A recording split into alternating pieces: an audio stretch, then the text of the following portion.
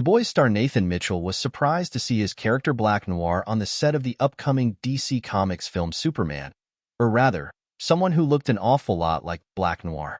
Paparazzi photos leaked from the set of the highly anticipated superhero movie from director James Gunn, revealing a figure dressed all in black and leading David Corenswet's handcuffed Man of Steel along the street with a team of soldiers carrying assault rifles. I might be missing something, but it is hard for me to imagine another superhero in pop culture right now that looks like Black Noir. The goggles were reminiscent, and the all-black, Mitchell tells Entertainment Weekly. I don't know 100%, but the possibility that I could be playing a character that has had an impact to the extent that it inspires an antagonist in a Superman movie, I couldn't have thought or dreamed of that. Mitchell played the character of Black Noir for 5 seasons of The Boys, Amazon's R-rated drama that is definitely not set in the universe of DC Comics, but heavily satirizes superheroes of all ilk. Yet he's the only member of the core cast who's neither seen nor heard. As Black Noir, a dark play on Batman, Mitchell is fully covered, face and all, in a black suit.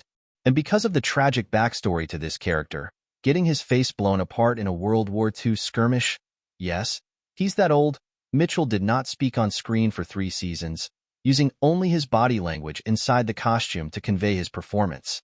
That changed with Season 4, which is currently rolling on Amazon's Prime Video. Antony Starr's Homelander, this world's equivalent of a Donald Trump-esque Superman, murdered Mitchell's Black Noir in the Season 3 finale. But because Mitchell technically never appeared on screen thus far, showrunner Eric Kripke brought him back to play New Noir. A soup actor paid an obscene amount of money to pretend to be Noir so that the public does not catch on to the fact the old one is dead. Ahead of the Season 4 finale, dropping on Amazon next Thursday, July 18th, Mitchell speaks with EW about how he initially thought he would leave The Boys when his character got killed off and returning as Black Noir 2.0. Was there ever a moment prior to this season where you thought Black Noir might remove his mask? Nathan Mitchell. When I got the role, I was told this character doesn't speak and that we don't see his face. I took the role with that in mind and I embraced that reality. While I always hoped for it, it was never something that had been brought up as being on the table. All I could do was dive into Noir with everything that I had and see what happened. I've heard the story from Eric Kripke's point of view about how he told you Noir would be killed off, but that you'd be playing a new character to wear the costume.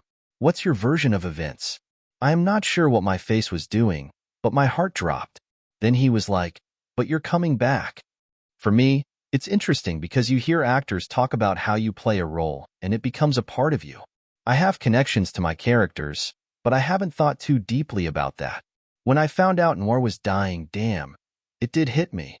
I did feel like I was losing someone. Kripke gave me the option of being Noir unmasked in Season 3 or unmasked in Season 4. My first inclination was to go down with the character because I was so connected to him and have so much love for him. Then I took a day or two to think about it, and I'm like, it's smarter to be New Noir. I'll be New Noir.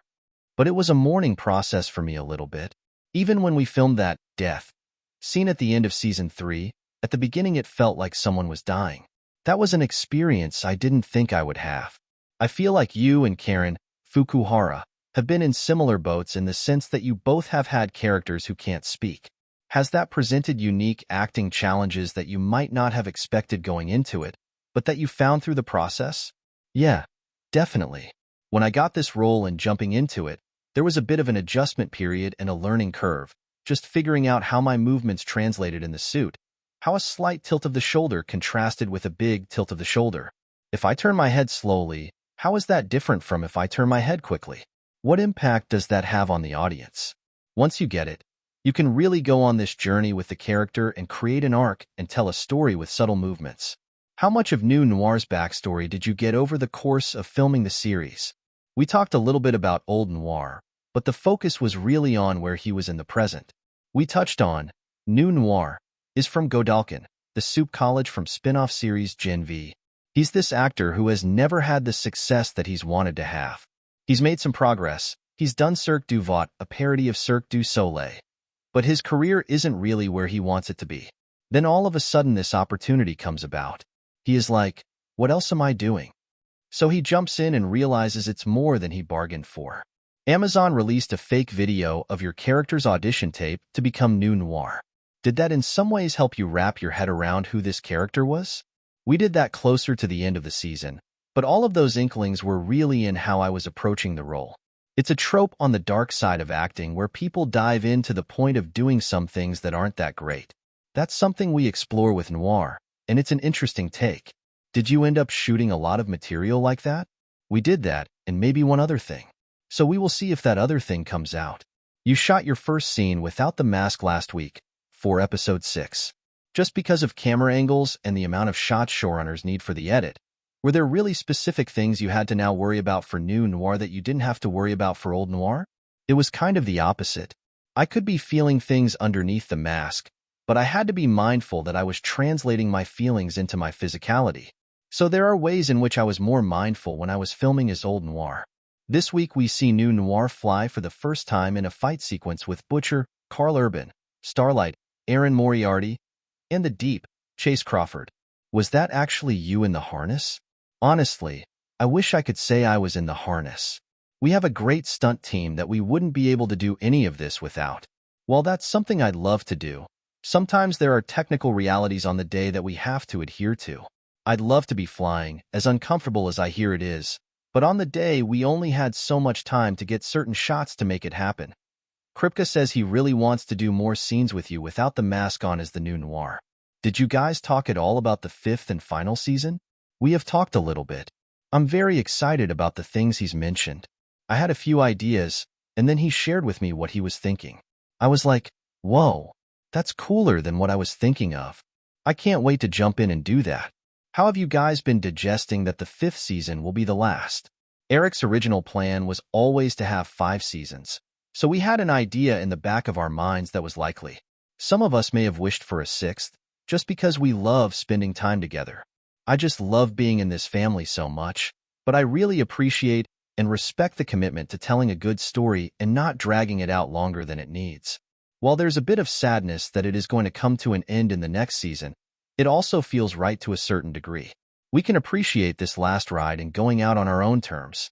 I think you saw the paparazzi photos that leaked from the Superman movie set showing a Black Noir-esque character.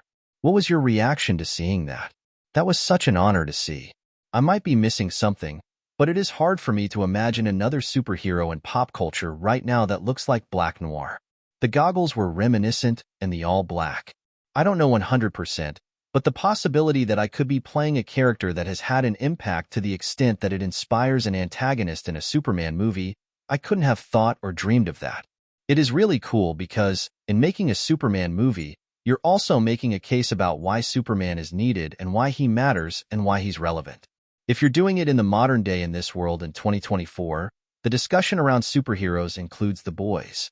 So if you're going to make a case for Superman, you have to make a case for Superman in context of a team like the Seven and showing that contrast. I think that's a really smart thing to do, and I'm really excited to see the movie. This interview has been edited for length and clarity.